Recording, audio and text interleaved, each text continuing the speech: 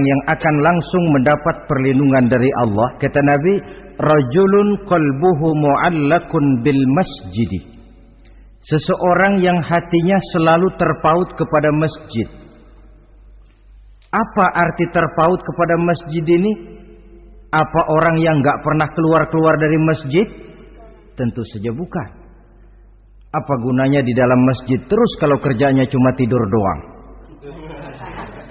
Maksud terpaut kepada masjid ini, hatinya selalu berpikir bagaimana memakmurkan masjid.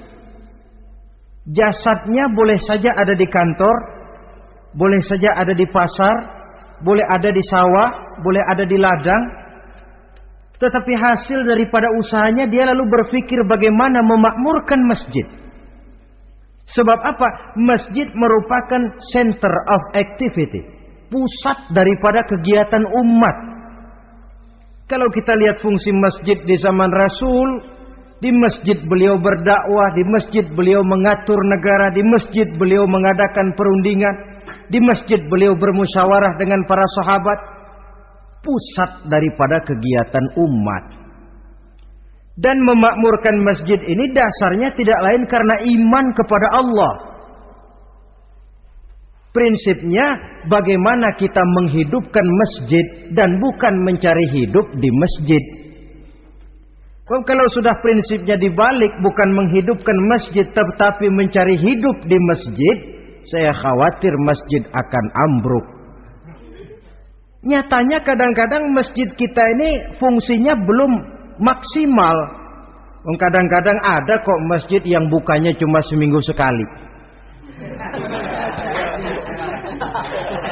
Jumat pagi jam 9 masjid buka, Jumat jam 2 tutup, buka-buka lagi Jumat depan. Seminggu sekali. Kelemahan lainnya manajemen masjid, terus terang sajalah kita bicara. Kadang-kadang pengelolaannya ketua masjid bapaknya, khatib mantunya, sekretaris ponakannya, imam Bilal cucunya. Gak ada orang lainnya. Ya kalau bagus kepengurusannya tidak apalah. Tapi kadang-kadang kelemahannya ialah bagaimana menciptakan manajemen masjid yang baik sehingga masjid bisa berfungsi sebagaimana fungsinya di zaman Rasulullah sallallahu alaihi wasallam. Apalagi belakangan ini ada kecenderungan yang membuat kita optimis, gembira. Remaja, pemuda, pemudi mulai gemar datang ke masjid. Berkumpul membentuk remaja masjid, remaja musola, mengadakan kegiatan majelis taklim yang mingguan, yang bulanan, aksi sosial, yang semuanya bermuara dari kehidupan masjid. Sesuatu yang menggembirakan. Dan sudah sepatutnya para pengelola masjid membuka pintu untuk bisa mengatur masjid menurut manajemen yang diharapkan oleh umat. Karena bagaimanapun di masjid dua jalur komunikasi, bahasa kerennya two-way traffic communication, itu bisa kita laksanakan. Yaitu hablum minallah wa hablum minan nas.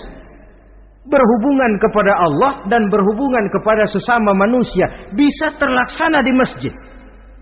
Berhubungan dengan Allah jelas saja lewat sholat misalnya. Berhubungan dengan sesama manusia jelas saja lewat musyawarah, lewat majelis taklim, lewat kegiatan-kegiatan yang mensyiarkan agama. Dan begitu selanjutnya. Saudara hadirin yang saya hormati, memakmurkan masjid sebagai rumah Allah. Sebab dalam hadis kursi Allah katakan, inna buyuti fil ardi al masajid wa inna zuwari fiha ummaruha. Rumahku di permukaan bumi adalah masjid-masjid, kata Allah. Dan orang-orang yang memakmurkan masjid, orang yang datang ke masjid adalah tetamuku. Kalau Allah memerintahkan kita menghormati tamu, tentu Allah lebih tahu bagaimana menghormati tamunya sendiri. Allah mengajarkan kita, hormatilah tamumu. Sekarang kita yang menjadi tamunya Allah.